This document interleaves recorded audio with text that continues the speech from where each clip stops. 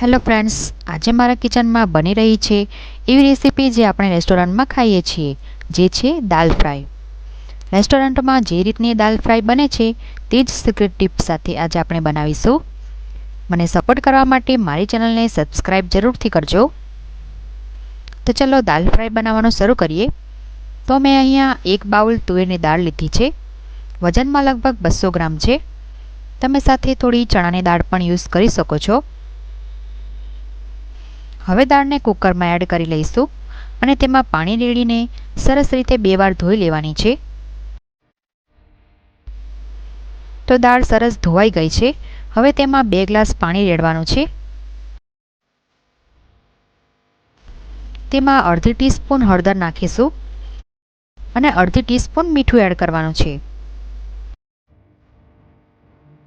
હવે કુકરનું ઢાંકણ બંધ કરી દાળને બાફવા માટે મૂકી દઈશું.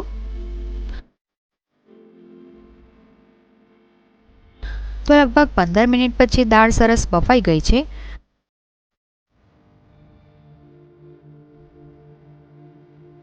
હવે દાળને આપણે ફ્રાય કરીશું. તે માટે એક પેન લઈશું. તેમાં 2 ટીસ્પૂન ઓઇલ એડ કરવાનું છે. તેલ સરસ ગરમ થઈ જાય ત્યાર પછી તેમાં અડધી ટીસ્પૂન રાઈ એડ કરીશું. રાઈ તતડી જાય પછી તેમાં અડધી ટીસ્પૂન જીરું એડ કરીશું. સાથે 1 ચપટી હિંગ, 1 સૂકું લાલ મરચું, 2 મરી, 2 લવિંગ અને 1 નાનો તજનો ટુકડો નાખીશું. સાથે 1 ઝીણી સમારેલી ડુંગળી એડ કરવાની છે અને મિક્સ કરી લઈશું. અને ઢાંકણ ઢાંકીને ડુંગળીને ચડવા દઈશું. 2 મિનિટ પછી ડુંગળી સરસ ચડી જાય પછી તેમાં 1 ઝીણું સમારેલું ટામેટું એડ કરવાનું છે. 1 ચમચી આદુ લસણ અને મરચાંની પેસ્ટ એડ કરીશું.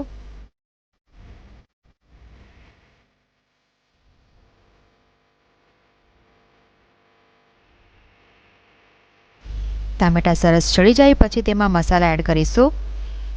તેમાં થોડું જ મીઠું એડ કરીશું કેમ કે આપણે દાળ બાફતી વખતે પણ મીઠું એડ કર્યું હતું. હવે અડધી ટીસ્પૂન ધાણા જીરુંનો મસાલો એડ કરીશું.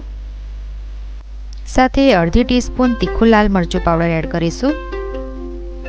દાળના સરસ કલર માટે અડધી ટીસ્પૂન કશ્મીરી મરચું પાવડર નાખીશું. હવે દાળને એકદમ ટેસ્ટી બનાવવા માટે મારો સિક્રેટ મસાલો જે મેગીનો મસાલા મેજિક આવે છે તે 1 ટીસ્પૂન જેટલો એડ કરવાનો છે. ફ્રેન્ડ્સ, તમે આ મસાલો જરૂર એડ કરજો. આનાથી આપણી દાળ એકદમ રેસ્ટોરન્ટ કરતાં પણ ટેસ્ટી બનશે.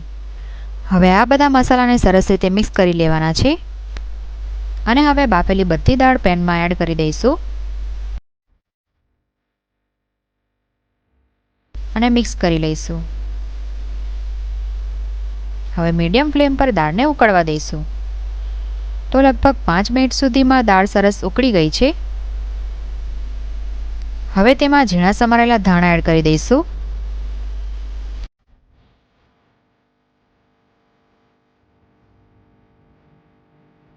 હવે દાળ માટે તડકા બનાવીશું. તે માટે એક તડકા પેન લઈશું. તેમાં 2 ચમચી ઘી એડ કરવાનું છે. તમે ઘીને બદલે તેલનો યુઝ પણ કરી શકો છો. ઘી સરસ ગરમ થઈ જાય પછી તેમાં 1 સૂકું લાલ મરચું એડ કરીશું. સાથે 1 ચપટી હિંગ, અડધી ચમચી જીરું, અડધી ચમચી કશ્મીરી મરચું પાવડર એડ કરીશું અને ફટાફટ દાળ ઉપર તડકા લગાવી દઈશું. તડકા એડ કરીને તમારે દાળને તરત જ ઢાંકી દેવાની છે જેથી તેનો વઘાર બહાર ન જાય. ફ્રેન્ડ્સ, તો આપણી રેસ્ટોરન્ટ સ્ટાઇલ દાળ તડકા રેડી છે. તમે આ ગરમા ગરમ દાળ તડકાને પુલાવ અથવા તો ભાત જોડે સર્વ કરી શકો છો. ફ્રેન્ડ્સ, તમે મારી આ સિક્રેટ ટિપ્સ અને સિક્રેટ મસાલા સાથે દાલ તડકાની રેસીપી જરૂર ટ્રાય કરજો.